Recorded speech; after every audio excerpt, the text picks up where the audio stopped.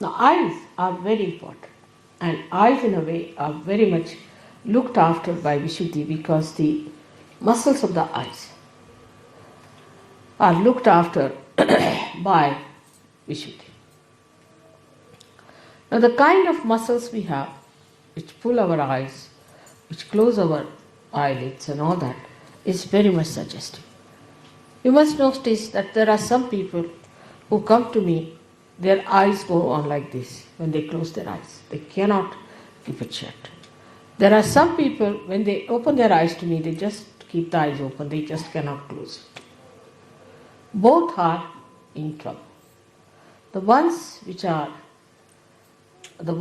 are just keeping the eyes open all the time are the people having supraconscious moods.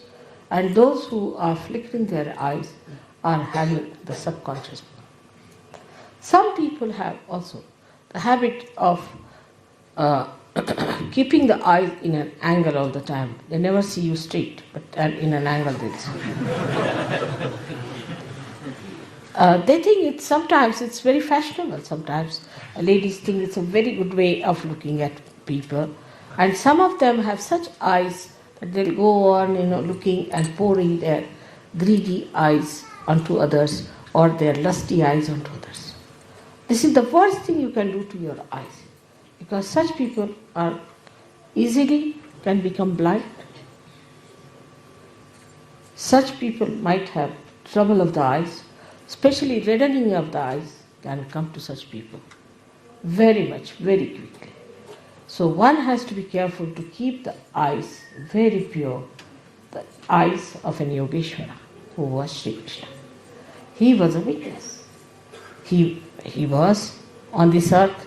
He played with Radha. He married 5 women. They were the 5 elements. 16,000 women he married. They were his 16,000 powers. But he was Yogeshwara. He was Yogeshwara. He had no lust in his eyes, in his mind about them at all. He was beyond them. He was Yogeshwara. That was the testing point of his, that he had no lust in his eyes about these women that he had. Such an Yogeshwara is there. Of course, I don't expect you to be Shri Krishna. But you have your wife. Those who do not have wife must look forward to a wife. That we'll get wives and we'll have a wife, and think of a wife who will be your own, so that your eyes will not fall onto every woman who comes across with that kind of a thing.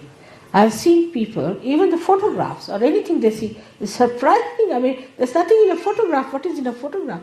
But even a photograph can attract their attention. I mean, I don't know what can attract their attention like this, but they are so vulnerable and they have no control over their eyes. No control.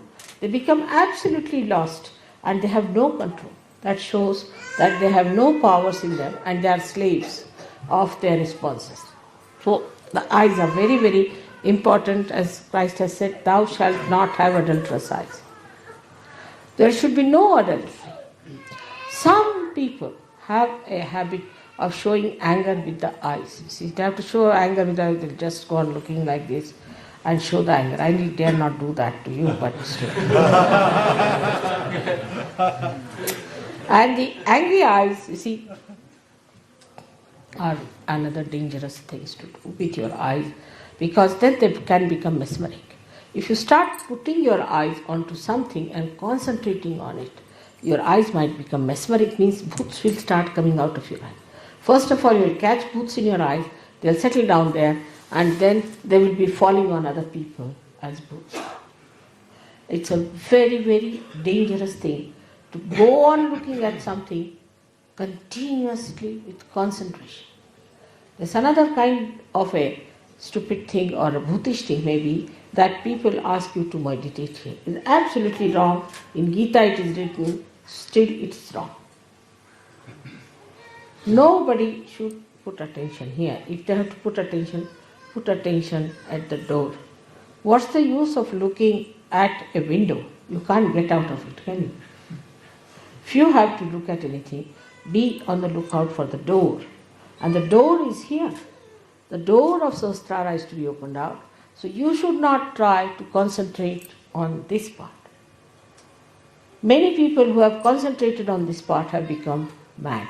When they become mad, people say he is a yogi but has got unmani dasha, that he moves like a madcap. How can a yogi be a madcap? That means he is united with God. Is he mad? All such mad people are really mad. They have nothing to do with God, definitely. But there are people who believe in such things. Oh, he is in love with God, so he just jumps on the stage and goes into ecstasy, dances like a madcap. How can God be mad? First position is this, that the sanest personality is God. Has to be. From where do the sanity comes? So this is one thing one has to understand, that any such practices can lead you to lunacy and one should not do it.